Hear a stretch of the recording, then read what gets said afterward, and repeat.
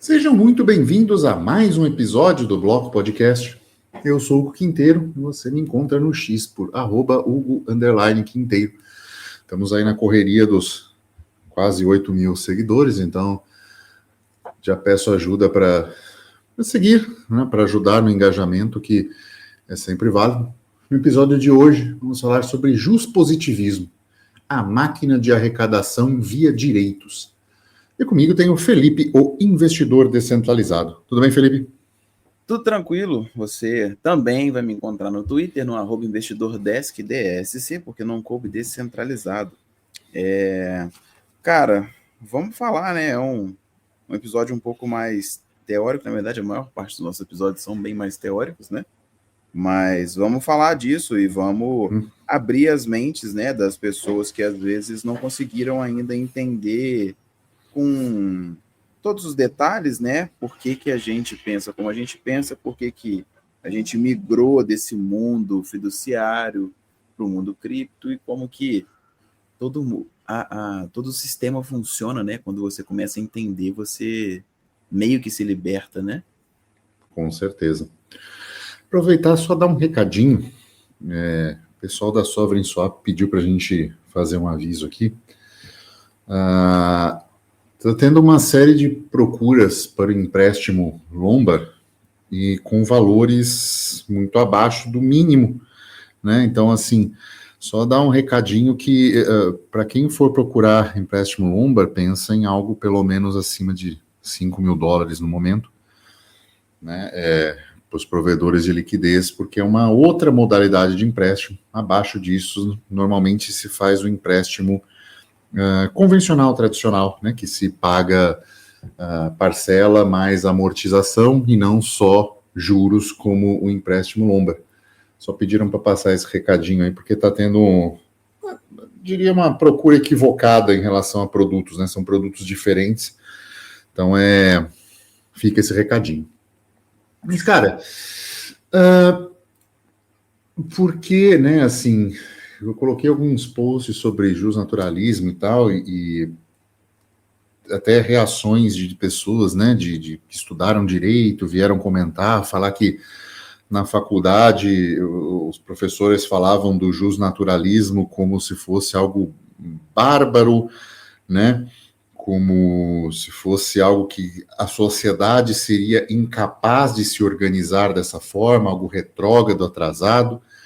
E minha resposta foi justamente, né, o que eu trago agora, que eu falei, claro que eles vão falar isso, né? Porque se fosse desse jeito, né, se o justnaturalismo fosse o padrão, eles não teriam emprego, né? Assim, há uma série de formas de definir o justnaturalismo, mas é uma teoria do direito baseada no bom senso, na racionalidade, na equidade, não é?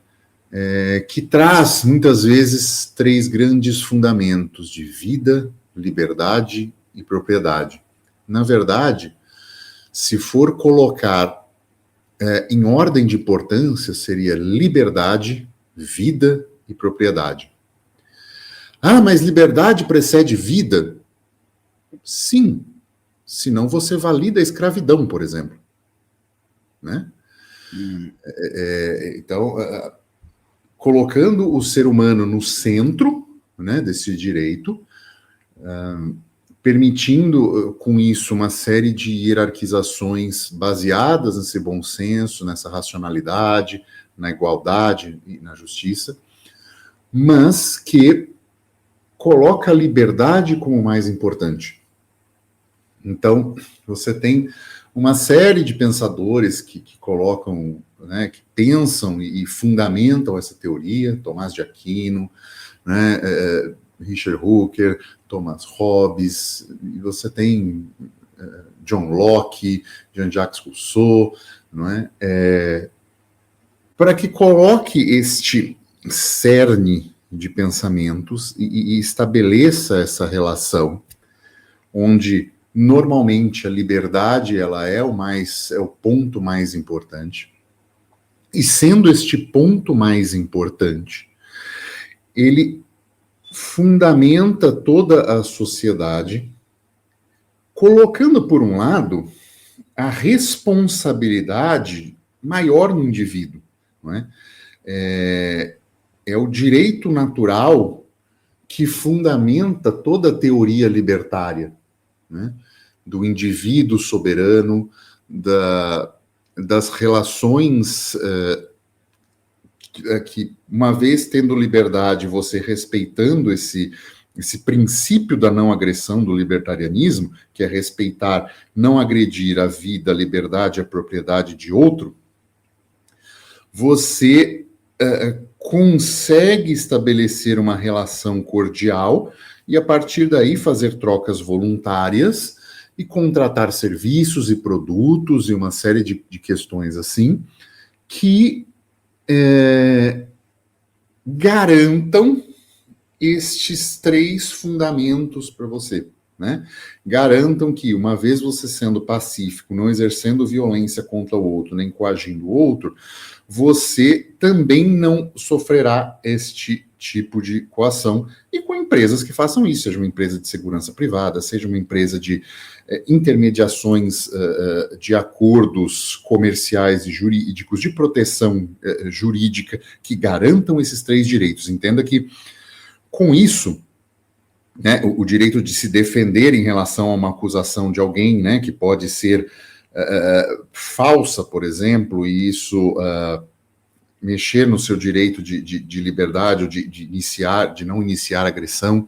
Então, são direitos que fundamentam a sociedade, que, se levado desta forma simples à escalada, né, ou seja, a grandes sociedades, gera uma forma muito barata e muito mais simples de resolução de conflitos e de enforcement, né? Então, assim, autoridades que conseguem negociar entre si, não é?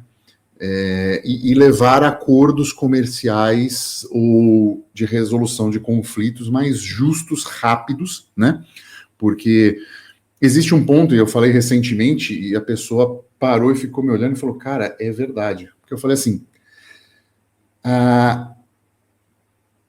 não existe justiça que se permaneça no tempo. Então, assim... não mesmo. Se você demora 15 anos para resolver uma demanda que era um direito seu, que era algo que você tinha como resolução, já não existiu mais justiça. A justiça já se perdeu, né? Por mais que tenha sido exatamente tudo o que você pediu, né? Eu tenho um amigo, por exemplo, que ele foi demitido no dia seguinte que ele descobriu que a esposa estava grávida. Ele descobriu que a esposa estava grávida na segunda-feira à noite. Na terça-feira de manhã, ele foi demitido.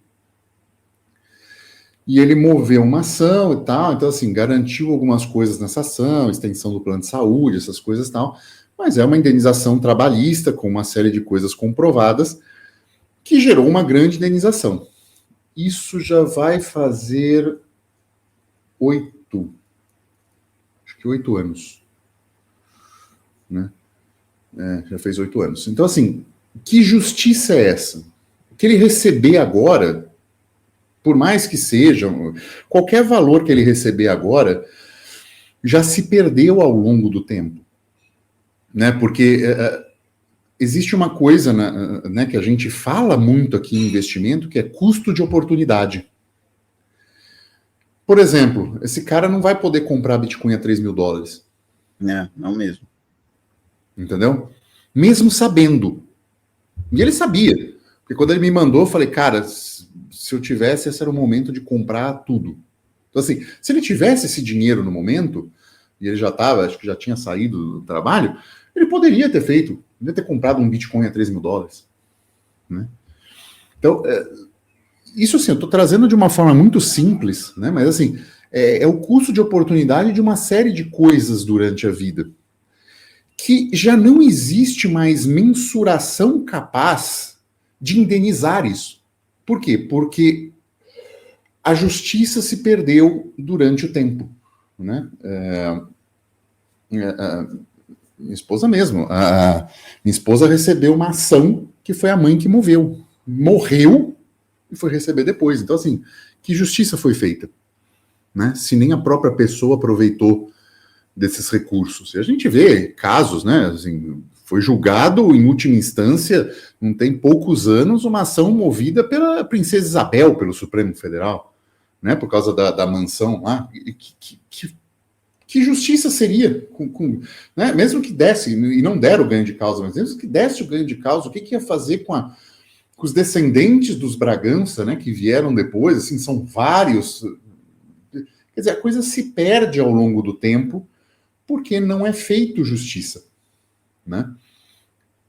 Então, o direito natural, eu vejo ele, hoje, como o único capaz de diminuir esse tempo para que a justiça seja feita. Por quê? Porque eles são pilares simples para tomada de decisão. São princípios norteadores simples de tomada de decisão. Né? Acho que é isso do naturalismo, né, que a gente pode falar. Cara, então, é assim que a gente define, mas o que eu ia colocar, né, dessa história toda? Que é muito difícil você contar só com bom senso, né? Para você aplicar um negócio desse.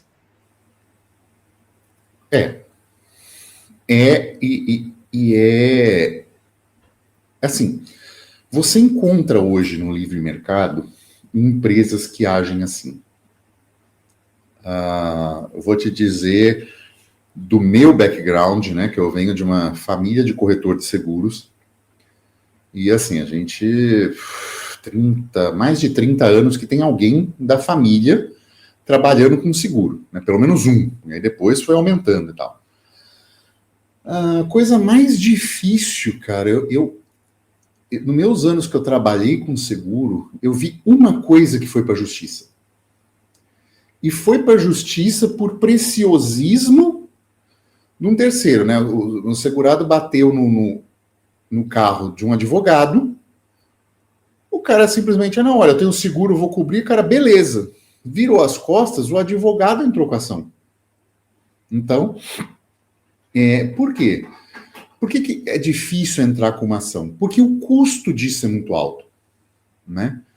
É lógico que você tem seguros que acabam tendo, por modalidade, uma judicialização maior. Por exemplo, seguro fiança locatícia, o cara parou de pagar, né? Então, o aluguel. Então, é uma coisa que normalmente tende a uma judicialização maior, mas é um tipo de seguro que ele parte para a seguradora de uma sinistralidade zero. Mas, enfim, o que eu quero dizer é que a atuação de empresas seguradoras, elas tendem a evitar o custo jurídico.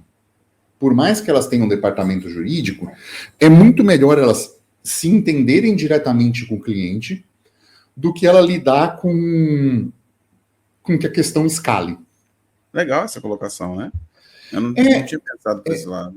Porque é custo, assim, sabe? Assim, eu conheci pessoas e eu ia para essa área de subscrição de risco e análise de sinistros, né, de investigação.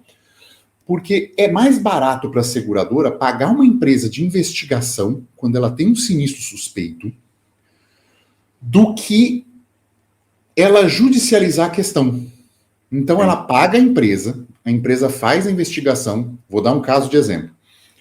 O caminhão desceu uma ladeira, invadiu o caminhão segurado nosso, invadiu o estacionamento de um jornal. Então, assim, bateu em carro, levou poste, levou tudo. Se isso foi para investigação. Isso é normal de acontecer. Por quê? Porque é uma monta maior, é um dinheiro maior, e a seguradora quer ter certeza ali do que aconteceu.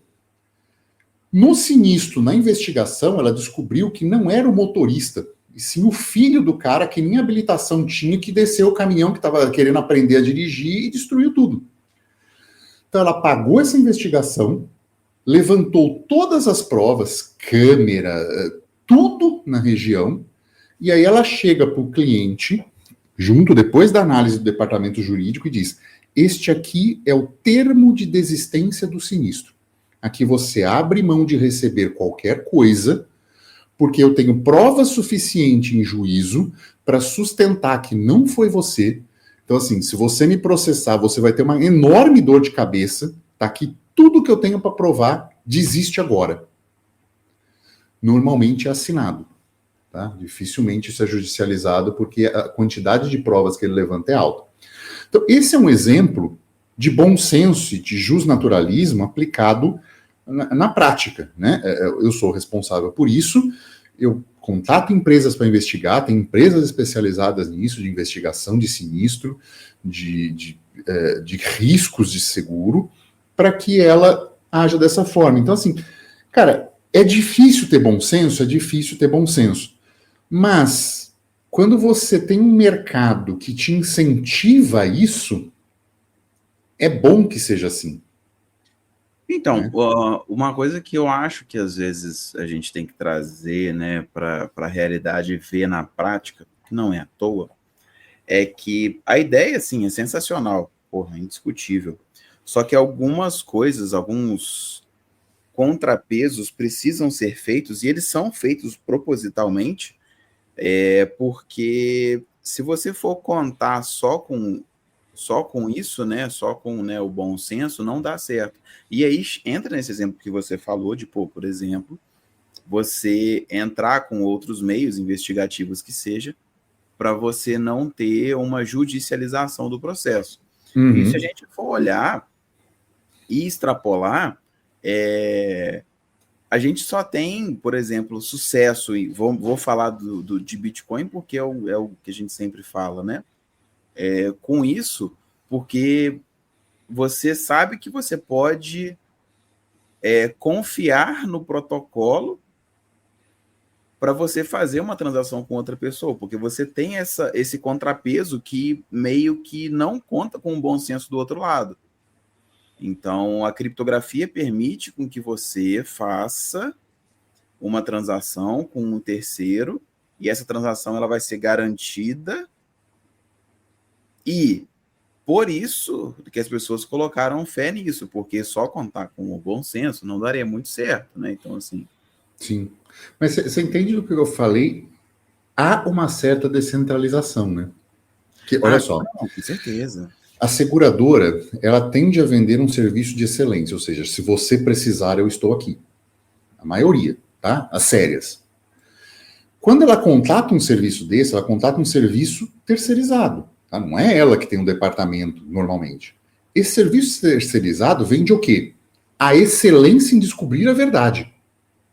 Porque uma boa parte dos sinistros que caem em investigação nesse sentido, eu estou te dando casos extremos que não foi pago, mas a maioria termina a investigação e fala assim, não, paga, é isso mesmo. Tá? O que ele relatou é isso mesmo. Então, ela vende a verdade em cima de uma dúvida. Então, assim, já há uma descentralização e eu acredito que um mercado incentivado a um bom senso, ele ocorre naturalmente, ou ele emerge naturalmente, quando você tem princípios norteadores simples desse bom senso. Porque, por exemplo, imagina que a gente tem uma justiça privada que oferece isso em excelência, no mesmo princípio da seguradora. Então ela vai oferecer este, entre aspas, bom senso e de acordos e de afins, e de decisões e enforcement, de uma maneira proporcional ao bom senso das coisas. Diferente do direito juspositivista, que ele pega alguma questão do direito natural e transforma isso em direito. Ou seja, você tem direito à liberdade. Aí ele vira e fala assim, partindo desse direito à liberdade, você não pode ser escravizado. Legal. Bom, então vamos proibir a escravidão. Legal. Mas, aí começa a distorção. Da que você não pode ser escravo, então você tem que ter direito ao trabalho. Deste direito ao trabalho, eu, Estado, vou regulamentar tudo aquilo que eu considero ser trabalho de maneira não escrava, garantir direitos dos trabalhadores, criando todo um ordenamento jurídico e sistema jurídico que, pergunte para qualquer empresário hoje no Brasil, é voltado para encarar o empresário como alguém malvado e que tenta escravizar pessoas, para o coitado do trabalhador que tem direito a tudo que for pedido. Então, assim, é uma máquina bilionária de uma justiça inteira que olha exclusivamente um contrato. Contrato, em geral, deveria ser a justiça civil, mas não, cria-se uma justiça à parte. Uma justiça à parte com leis, com enforcement, com uma série de questões, com tribunais superiores, com todo um esqueleto judiciário, tudo o judiciário mais caro do planeta, um dos mais ineficientes do planeta, que demora anos, que se perde essa justiça qualquer que foi feita ao longo do tempo, para garantir um direito derivado de um direito natural, que é a liberdade.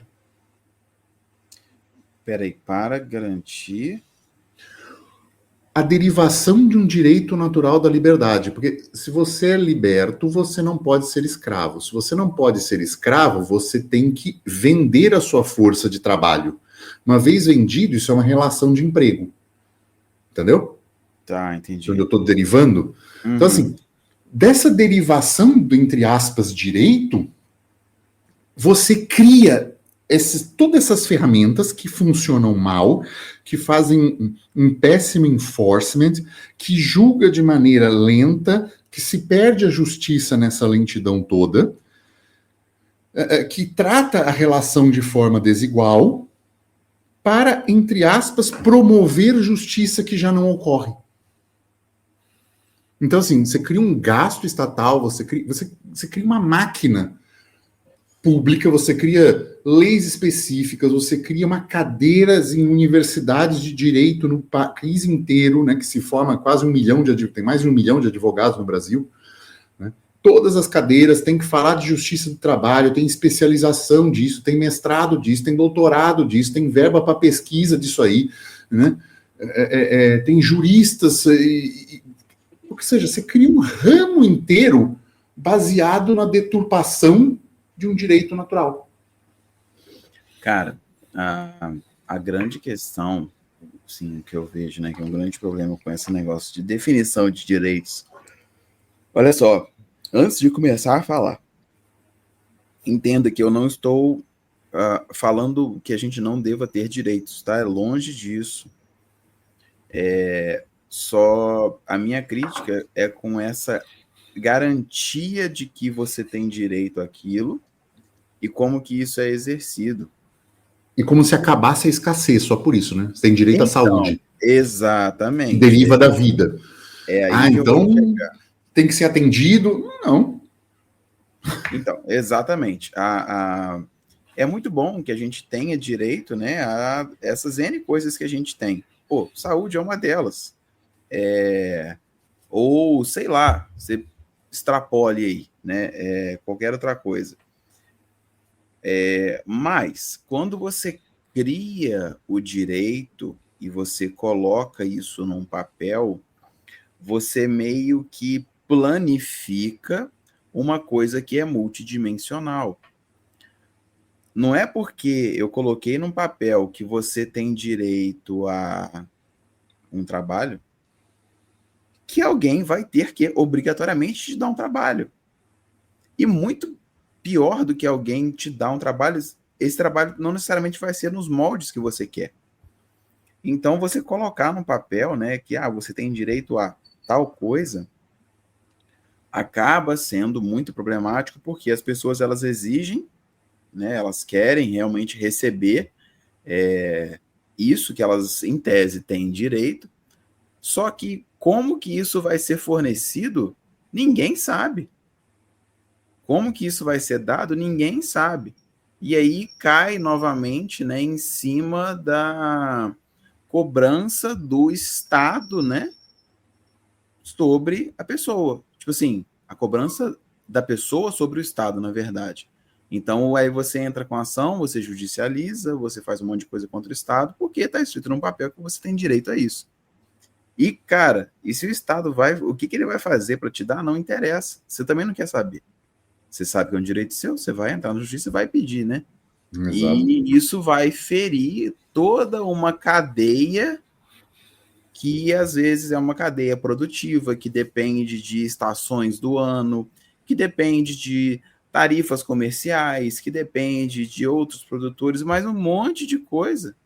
E você acaba ferindo isso só porque você colocou, né, em algum lugar que você tem direito, né, a isso ou aquilo. Eu não sei se a gente poderia extrapolar o positivismo, né, como você estava falando, para uma situação onde a gente teria resolução de conflito de maneira privada. Eu acho que seria o ideal se a gente conseguisse fazer isso, e sendo, né, se isso fosse possível, seria muito mais fácil, porque você resolver conflitos de maneira privada, na minha perspectiva, tá, no que eu acho que vai ser, a gente conseguiria ter essas soluções com menos custo. Menos custo, assim, menos impacto social, sabe? Sem eu ter que forçar uma empresa a te dar alguma coisa, sem eu ter que forçar um serviço a te dar alguma coisa, mesmo que ele fique no prejuízo, sabe o que eu tô falando? Uhum. Então, assim, talvez isso seria uma coisa para o futuro, né? Só dando um outro exemplo nesse sentido, né? A gente tem dois direitos que derivam. Liberdade e propriedade. A partir disso, você tem, por exemplo, o direito de ir e vir. E aí você compra o seu carro. Só que seu carro ele é taxado na hora da venda, taxado ano a ano,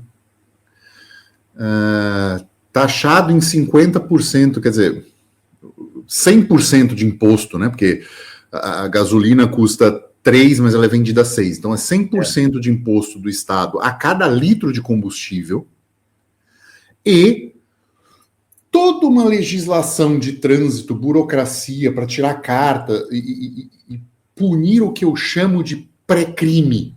E eu já vou explicar o que é pré-crime. Punir tudo isso num sistema de multas, numa indústria de multas, de radar, de uma série de coisas, né? Por exemplo, quem você matou passando num radar de 70 a 75 por hora? Ninguém. Quem morreu se você pegou o carro completamente alcoolizado, andou a 20 por hora, chegou na sua casa sem um arranhão? Quem que foi destruído se você não colocou o cinto de segurança e chegou em casa numa boa? É óbvio que essas situações aumentam o risco de lesão, e aí entra num outro problema que eu acho que vale comentar, né? Por que o cinto de segurança é punido? Eu vejo isso como punição. Por quê? Porque derivou-se um outro direito da saúde. Então, uma vez que o Estado é financiador e arca com a conta, ele quer que as consequências, ele exige que as consequências de acidentes sejam menores, porque afinal de contas quem arca é ele, via impostos, né? Muito bem colocado. Né? Então, assim, dá o direito de ir além nessa intromissão. Então, exatamente. É uma coisa que puxa a outra, é um exato. que puxa o outro. Exato, porque assim, justifica. Então, assim, eu vou te punir porque você não usa o cinto, porque se você se acidentar, quem paga sou eu. Né? Então, se eu faço isso, diminui a gravidade dos acidentes e aí eu arco com menos coisas no final das contas. Então, é esse emaranhado que deriva dos direitos naturais que vai destruindo, ou vai, né, destruindo a sociedade em sentido na curva de Laffer de taxação, né, porque vai subindo a taxação exponencialmente, mas vai permitindo que o Estado vá controlando como braços e tentáculos e amarrando a sociedade em cima das leis e direitos que ele criou, né, porque o justpositivismo vê justamente essa questão, que a existência e o conteúdo de uma norma ela depende de fatos sociais e não dos seus méritos, ou seja, é puro socialismo, né, a essência do socialismo, né, é colocar o que a sociedade pensa naquele momento e dá direito, por exemplo, a um Supremo Tribunal de alterar a maneira com que entende a legislação ao longo do tempo. Então, eu vou julgar isso aqui procedente agora. 2 anos depois o cara julga e fala assim, não, isso aqui realmente a nossa sociedade mudou, então está na hora da gente rever esse conceito e parar de, por exemplo, criminalizar tal coisa, né? Tal assunto. Então, permite essa como eu falo muito no Twitter, né, no X, a hermenêutica do socialismo laranja, ou seja, permite essa reinterpretação de alguma coisa ao bel prazer, sem a necessidade de mudar uma linha de legislação pelo legislador. Ou seja, dá um poder ao judiciário de deturpar todo o legislativo, ou seja, ele engloba 2 poderes em um. Uma vez feito isso, ele manipula o executivo, porque é o cara que vai lá cumprir essa determinação. Logo, o justpositivismo permite que o judiciário seja uma ditadura em última instância de poder. Caralho. Coisas que a gente só consegue trazer aqui no Bloco Podcast, porque a gente consegue levar o raciocínio a um patamar mais detalhado, né? Ouça enquanto o governo do Brasil não proíbe, por favor. Exato, porque aí é o direito de não atacar a democracia, né? Isso não existe esse direito, não existe. Então, assim, é um crime atacar a democracia, as instituições democráticas, por aqueles que não foram votados para estar ali. Você pode falar o que você quiser, Hugo, desde que os caras permitam que você fale, né? Exatamente. Por quê? Porque o justpositivismo permite isso. Ele permite a criação de direitos e a retirada de direitos. Porque não é um direito do brasileiro falar em secessão. Não pode separar o Brasil. Não é um direito brasileiro questionar que a democracia é um sistema falho. Ou seja, se aquele livro, A Democracia, o Deus que Falhou, fosse publicado no Brasil, o cara estava preso. Na sociedade de hoje, atual. Se eu fosse lá e escrevesse um livro, Democracia, o Deus que Falhou, botar numa editora, pronto, eu estava preso. Porque eu ataquei as instituições democráticas. E isso não pode ser feito. E ele não pode ser feito, e a hermenêutica faz com que democratização seja popularização. Logo, faz com que na cabeça das pessoas o populismo seja a democracia. Com certeza. Não é? Com certeza, isso é óbvio. A gente vê o reflexo disso em tudo praticamente. Exato. Tem que fazer para resolver o meu problema, tem que fazer para agradar a população, porque eu mando, porque eu voto. Né? Então, vai se criando esses direitos, vai se colocando esses direitos. Né? Um outro exemplo da saúde que me ocorreu agora, por exemplo, há uma sobrecarga nos sistemas de urgência, tanto aqui em Portugal quanto no Brasil, no sentido de UPAs. As pessoas vão lá para fazer coisas que não são emergências e urgências. Existe um sistema internacional de classificação que classifica em azul, verde, amarelo, laranja, vermelho. Para emergências, é amarelo, laranja, vermelho. Amarelo, para vocês terem ideia, é febre não controlada, fratura, uma série de coisas assim. Renovar receita, uma gripezinha que está lá 3 dias, 4, uma febrezinha que passageira, que passa que começou há pouco tempo, que não tem sinais, que outros sinais e tal, isso é azul ou verde. Isso não deveria ser atendido em urgências. Porém, sobrecarregam as urgências com a maior parte do trabalho disso. Por quê? Porque as unidades de saúde não funcionam como deveriam. E aí, cria-se esse caos. Por quê? Porque, na verdade, quando a pessoa chega lá e reclama que está 6 horas no serviço de urgência, ela está lá 6 horas, 7 horas, 8 horas no serviço de urgência, porque a maioria dos atendimentos não são de urgência. Elas deveriam ser encaminhadas no centro de saúde que não funcionam. Aí o cara vai lá e cobra do médico que está descansando dentro de um horário permitido, até por lei. Ele precisa ter descanso. Aí, ó, mais a garantia. Aí, ó, mais a garantia. Exatamente, é mais garantia. Então, assim, você fica brigando com essas questões quando, na verdade, se fosse vida, liberdade, propriedade, princípio de não agressão, você escolheria o serviço que você quisesse, não seria tributado em relação a isso, e você que lidasse com a empresa que melhor te atendesse. Ah, mas plano de saúde é ruim, né? Experimenta ficar sem, então.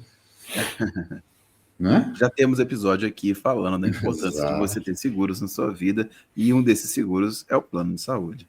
Exatamente. Então experimenta ficar sem, né? Assim, mas eu vou juntar o dinheiro do plano de saúde e gastar. A hora que, né, você for o especial do jeito errado, né? Você que for o cara de 1 em 100 mil que desenvolve uma doença rara, aí você tá lascado, né? Porque aí você vai consumir gerações de dinheiro de plano de saúde. Então, só para concluir, então, assim, essa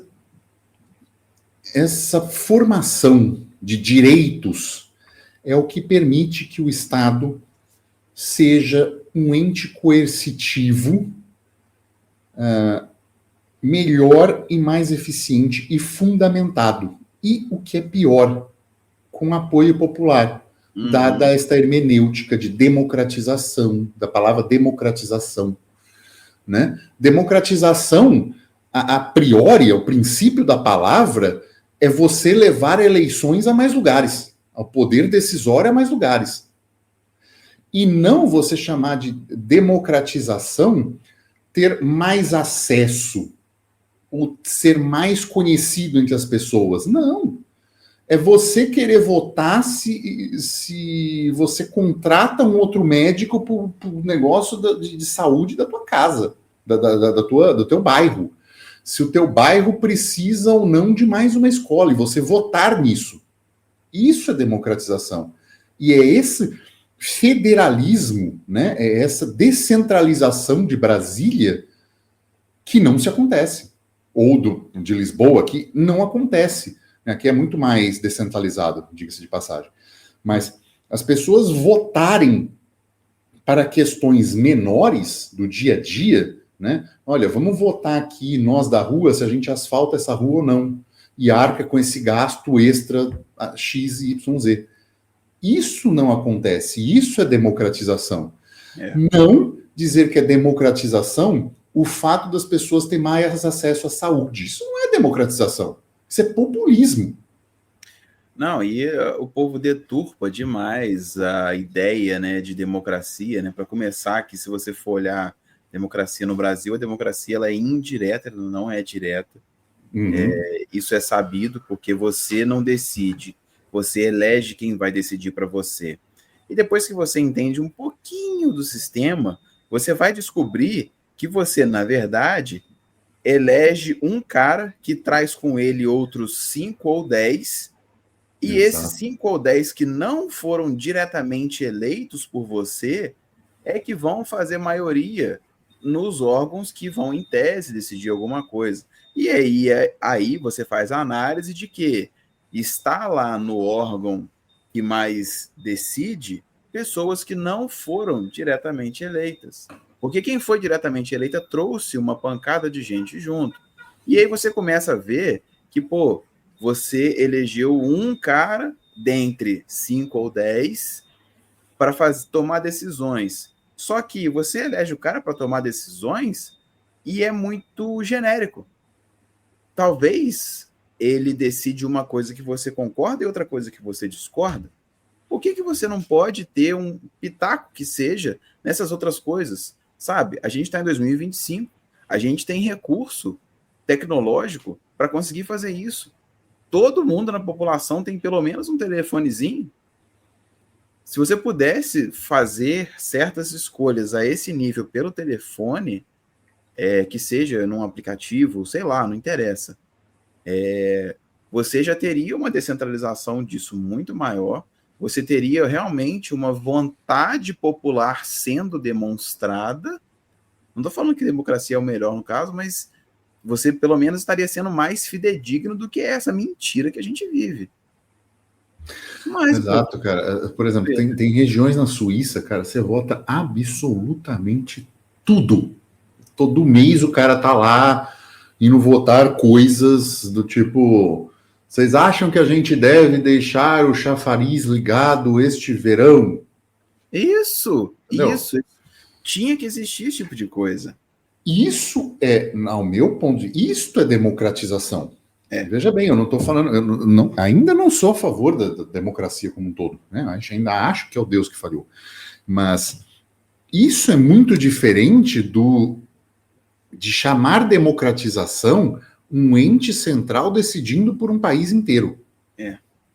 E coincidentemente no Brasil são alguns entes centrais, né? São alguns senhores que não foram eleitos, né? Foram nomeados por quem foi eleito.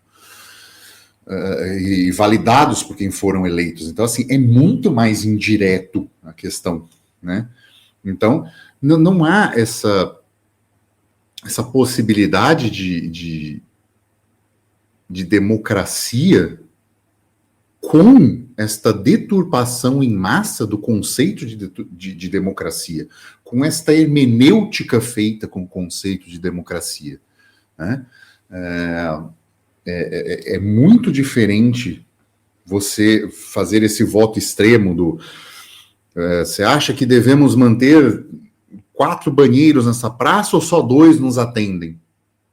Do que você dizer o seguinte: olha, é democracia não poder atacar a democracia no país inteiro. É democracia e o ente central colocar num papel que não pode haver secessão no Brasil. São coisas muito diferentes, né? Você tem regiões, esqueci o nome do país, cara. Liechtenstein, lembrei. Liechtenstein é um príncipe. O príncipe olha e fala assim, são, sei lá, 9 comunidadezinhas, imagine 9 bairros no Brasil, né, uma grande cidade do Brasil. São 9 bairros, e ele representa esses 9 bairros. A qualquer momento, se eu não fizer um bom trabalho, um trabalho que agrade vocês podem imediatamente dizer: eu não quero que você me represente. Isso é democracia. A qualquer momento, um representante local fizer uma votação e falar assim: olha, eu acho que ele não está nos representando bem, eu acho que ele não está trazendo o comércio que ele prometeu, os serviços financeiros. Liechtenstein é riquíssimo em serviços financeiros, né, por baixa carga de impostos, então é meio que, entre aspas, um paraíso fiscal na Europa. Então, se ele não estiver fazendo esse bom trabalho de lobby, por assim dizer, eu não quero mais fazer parte disso. E você pode a qualquer momento. Você, indivíduo da sua região, se você se reunir, né, e chegar em comum acordo com seus vizinhos, por assim dizer, você vai lá e volta: olha, nós queremos votar e não queremos mais fazer parte disso. Tá bom. Isso é democracia. Então, assim, não é nenhuma questão do tipo: eu preciso me revoltar, eu preciso falar em secessão, eu preciso decidir. Faz sentido? Faz. Quais são os prós e contras? O prós é esse, o contra é esse. Tá bom. Acho que os prós são melhores que os contra. E se quiser voltar depois, também pode. Isso aí. Mas aí, assim, a grande oportunidade está nas democracias da América Latina, né? Não, a América Latina vai ganhar. Assim. Vamos para a notícia? Cara, vamos.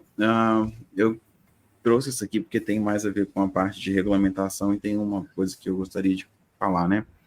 A gente está tendo agora, nesse momento, lá nos Estados Unidos, né, a Coinbase, que por sinal é quem está custodiando o maior ETF de Bitcoin, que está tendo lá no momento, ela está pedindo aos reguladores, agora que mudou, né, o governo, para que eles removam barreiras bancárias para criptomoedas, porque é a intenção da Coinbase que os bancos possam fornecer e terceirizar serviços de custódia e execução de criptomoedas. Eu achei interessante trazer isso, porque a gente está falando, né, de leis, direitos e regras, etc. E aqui a gente está vendo, né, onde uma empresa privada que funciona, né, no relativo livre mercado, tendo que pedir bênçãos ao governo para que este retire as amarras, retire as regulamentações, retire todas essas limitações que são criadas para ele poder oferecer um serviço que ele quer. Muito provavelmente vai ser um serviço bem feito, visto que a empresa quer lucro, vai ser um serviço onde os clientes vão estar satisfeitos e, se estiverem satisfeitos, vão usar cada vez mais. Só que isso não pode ser criado porque existe essa lei, essa regulamentação, essa coisa que limita novamente o indivíduo e as empresas e o livre mercado, etc. Muitas das vezes com esse propósito, que foi o que o Hugo falou lá na carteira de habilitação, que é o quê? É você já meio que punir ou prevenir o pré-crime. Tipo, eu já acho que esse banco aqui vai lavar um dinheiro, então eu já vou meter uma regulamentação que não deixa ele fazer nada. Então, tipo assim, sabe, são coisas totalmente descabidas e desnecessárias que atrapalham o desenvolvimento das pessoas. Pessoas essas que, como você, o Hugo, né, falou, as pessoas querem, elas exigem isso do Estado. Só por quê? Porque elas são escravas, elas não sabem a limitação que elas mesmas estão se impondo. É louco pensar, né, que o mercado envolvido com dinheiro, quando o dinheiro muda e vira digital e descentralizado, a tendência é voltar a buscar os bancos. Quando, na verdade, se eu fosse pensar em segurança para buscar custodiante, eu ia buscar uma Cloudflare da vida, sabe? Que mantém dados robustos e seguros no mundo inteiro, né?